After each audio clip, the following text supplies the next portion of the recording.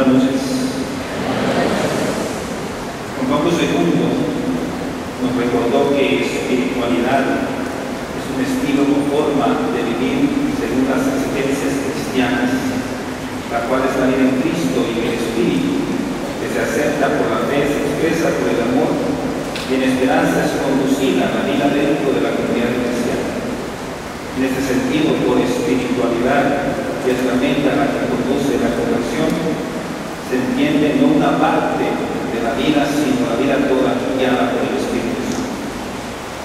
En la Verbum Domini, Benedicto XVI expresa que la palabra de Dios está en la base de toda espiritualidad auténticamente cristiana e invita a acercarse a los textos bíblicos de manera orante, especialmente en un ambiente comunitario. Por eso dicen, la lectura orante de la Sagrada Escritura, el lugar privilegiado es la liturgia, especialmente la Eucaristía, en la cual, celebrando el cuerpo y la sangre de Cristo en el sacramento, se actualiza en nosotros la palabra misma.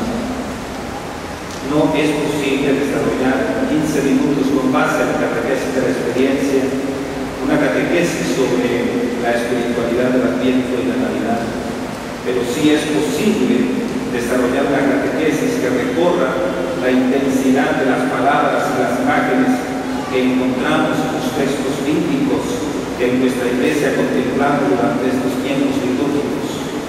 La palabra de Dios en la Escritura es quien nos dice cuál es la espiritualidad propia de esta época. Permítanme invitarnos de la mano de Fidel Oñoro, que todos conocemos, y por la seducción de las palabras a asomarse al itinerario bíblico de Adviento y Navidad, fijándonos especialmente en los textos proclamados en la semana. Durante la primera semana de Adviento, la palabra de Dios nos conduce por la contemplación del pueblo mesiánico, de la persona del Mesías y los signos del Mesías en medio de su pueblo, y nos enseña cómo hemos de actuar ante la venida del Señor. Hemos sido convocados a construir nuestro proyecto de vida con base en el de Dios y a aprender a ver con los ojos de la fe. Y esto se hace posible en el seguimiento del Maestro mediante la escucha y la puesta en práctica de sus enseñanzas. Así se forma la nueva y definitiva comunidad, el pueblo justo que inaugura el mundo nuevo creado por Dios. La segunda semana nos hace contemplar una marcha que atraviesa los lugares de la tristeza y de la desolación, una marcha que nos va transformando todo a su paso, una marcha en la que participan los seres humanos redimidos por el Señor que cantan emocionados por su regreso a casa.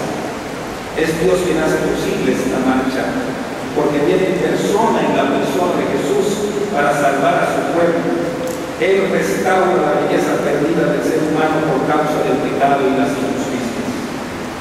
Para la venida del Señor hay que prepararse y poder así acoger el don de la consolación y de la confianza en Él para enfrentar los obstáculos de la vida.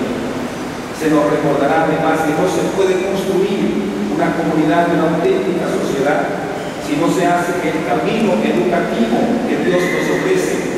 Solo cuando la vida se adhiere a Dios y se deja guiar por Él, las bendiciones se ven venir. Nuestra vida entera es caminar por el desierto y de la cotidianidad tenemos que sacar lecciones, y Dios es el pedagogo. Él nos dice: yo te enseño lo que ha de ser útil, te guío por el camino que tienes que seguir.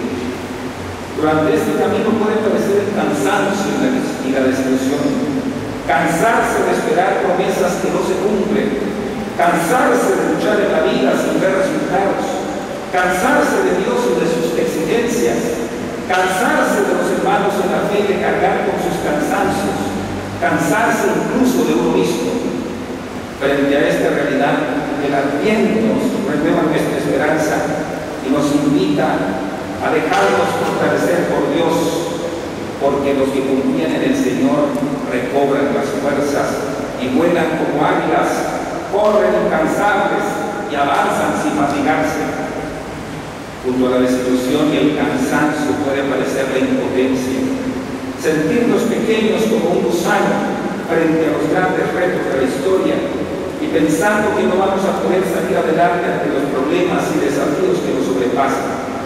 Pero Dios directa e insistentemente dirá: yo te tengo agarrado, te ayudo, te convierto en trillo nuevo, les responderé, no los desampararé, abriré, convertiré, pondré. Si nos dejamos agarrar y levantar con la mano creadora de Dios, podemos dar pasos de superación. Para que esto sea posible, hay que vivir el Adviento como camino de conversión que pasa por la purificación de la idolatría y de los afectos. Una conversión entendida como replanteamiento de nuestras relaciones, especialmente en el mundo de la familia, la relacionalidad familiar y el de toda la sociedad. Deben tener como pilar la justicia, la práctica de la justicia. Solo así habrá comunión y dejaremos de hacer daño a los demás y a nosotros mismos.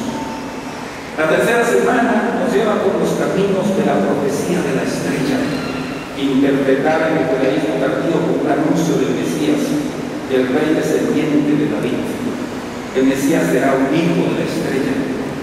La historia del profeta Balaam, cuyo ministerio oscila entre los intereses de los hombres y los del cielo, sirve de telón de fondo al ministerio del último de los profetas que le preparó el camino al Señor, Juan Bautista, y nos cuestiona sobre los pactos que hacemos para no tomar en serio la palabra que viene de Dios. Y antes de concentrarnos en los relatos evangélicos relacionados con el nacimiento de Jesús, leemos la última de la serie de profecías que nos colocan ante el esplendor de la venida del Señor, que sin embargo ocurre discretamente en todos los momentos de la historia y que se consumará al final de los tiempos. Esta vez la palabra viene del profeta Sofonías, que nos confronta con la profecía de una gran transformación del mundo a partir de los humildes constituidos en un pueblo nuevo que recorre caminos de justicia, abierto a la venida del Mesías y que surge como creación de Dios, un pueblo cuyas semillas son aquellos y aquellas que dejan su orgullo a un lado para entrar humildemente en un camino de conversión y vivir según el querer de Dios. Porque a pesar de su pecado, Dios no abandona a los que han amado y aman. La soberbia se cambia por humildad y por entrega total a Dios. La dispersión causada por el conflicto de intereses se cambia por comunión, gracias a la purificación profunda que remueve todos los distanciamientos. Al ser purificado de su soberbia, el pueblo aprenderá un lenguaje común, el de un proyecto de vida compartido, y vivirá caminos de crecimiento comunitario sin encontrar obstáculos en su realización histórica. A partir del 17 de diciembre, la lectura de la palabra de Dios en el Adviento toma un nuevo rumbo. En las primeras lecturas se escuchan textos del Antiguo Testamento relacionados con la venida del Mesías, y en el Evangelio de cada día, hasta el 25 de diciembre, se siguen paso a paso los eventos relacionados directamente con el nacimiento de Jesús. Así, mientras muchos se agitan por fiestas dominadas por la ideología del mercado y el hedonismo consumista e individualista, a nosotros nos corresponde escrutar amorosamente por los caminos de la palabra los motivos de la fiesta. Aprenderemos de nuevo que Dios realiza sus promesas en Jesús.